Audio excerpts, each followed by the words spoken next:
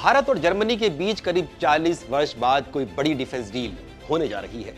यह है $8 बिलियन यानी करीब 72,000 करोड़ के स्टील्थ पनडुब्बियों का सौदा, जिसे जर्मनी के चांसलर फ्रेडरिक मर्ज के भारत दौरे से अहम बल मिला है।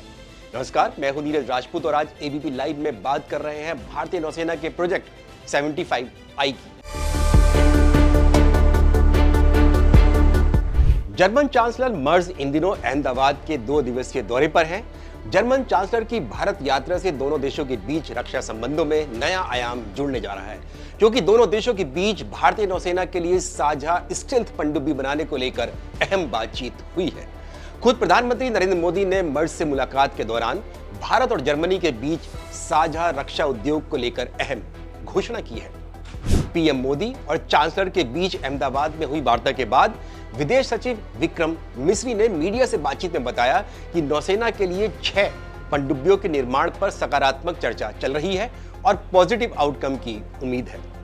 विदेश सचिव के मुताबिक इस तरह के सौदों में टेक्निकल, फाइनेंशियल और कमर्शियल चर्चा शामिल रहती है, जो फिलहाल दोनों देशों के बीच चल रही है। ये चर्चा पूरी होने के बाद रक्षा मंत्रालय इस पर अहम जानकारी साझा कर सकता है। नौसेना के प्रोजेक्ट 75I के तहत भारत और जर्मनी 6 स्टील्थ पनडुब्बी बनाने की तैयारी कर रहे हैं।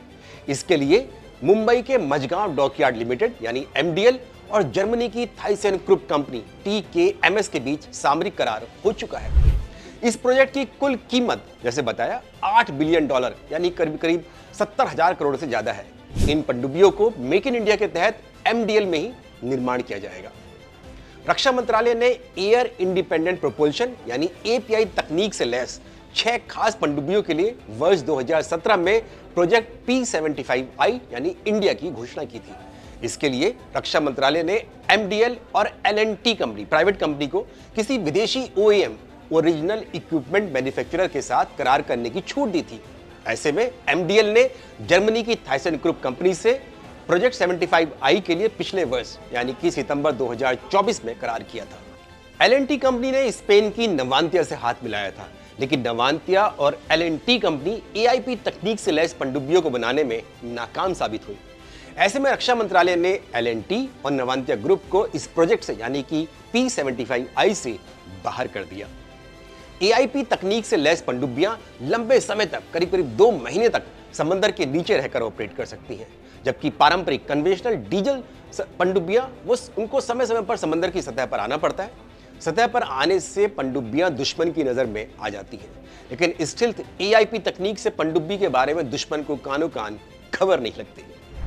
यहां पर यह भी बताना जरूरी है कि भारत और जर्मनी के बीच करीब 40 वर्ष बाद कोई बड़ा रक्षा सौदा होने जा रहा है। वर्ष 1986 में तत्कालीन राजीव गांधी सरकार के दौरान भी दोनों देशों ने HDW सबमरीन की डील की थी, लेकिन घूस और दलाली के आरोपों के चलते इस सौदे की 6 में से महज 4 शिशुमार क्लास पनडुब्बियां ही नौसेना को मिल पाई थी। इनमें से 2 का निर्माण भी जर्मनी में हुआ था और बाकी 2 का MDL यानी कि मझगांव डॉकयार्ड लिमिटेड में। 2 के निर्माण को बाद में रद्द कर दिया गया था। स्कॉर्पिन क्लास पनडुब्बी के बाद MDL को दूसरा बड़ा सबमरीन प्रोजेक्ट मिलने जा रहा है। फ्रांस की मदद से MDL ने 6 स्कॉर्पिन यानी कलवरी क्लास पनडुब्बी बनाकर भारतीय नौसेना को सौंप दी है। खास बात यह भी है कि भारतीय नौसेना की 6 कलवरी क्लास पनडुब्बियों को भी इसी AIP तकनीक से लैस किया जा रहा है, ताकि इनको भी स्टील्थ में तब्दील कर दिया जाए। इसके लिए दिसंबर 2023 में DRDO द्वारा तैयार की गई AIP तकनीक को L&T कंपनी को ट्रांसफर यानी TOT किया गया था। L&T के हजीरा यानी गुजरात स्थित शिपयार्ड में इस AIP तकनीक को तैयार किया जा रहा है, ताकि इन स्कॉर्पिन क्लास पनडुब्बियों को भी स्टील्थ पनडुब्बी में तब्दील किया जाए।